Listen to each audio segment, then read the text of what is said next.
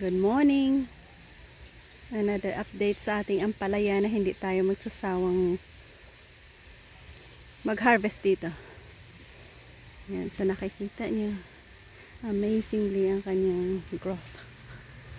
Isa na namang ampalaya harvest ang ating gagawin para sa ating lulutuin. Kukuha tayo ng the most biggest. Dami na. Ayan. Dito din. Ano tayo nakikita dito sa net natin. Ayan.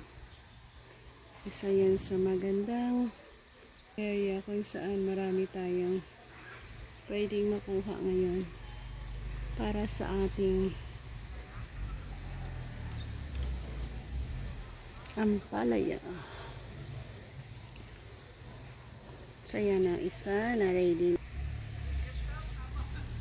Ito ang pinakamalaki at ito ang ating kukunin. Ayan.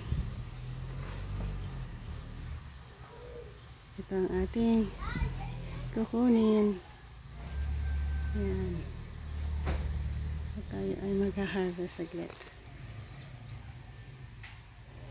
Nagdamo kasi tayo. At atin na lang kukunin. So yan sa masarap na lulutuin natin with kalabasa, okra, talong.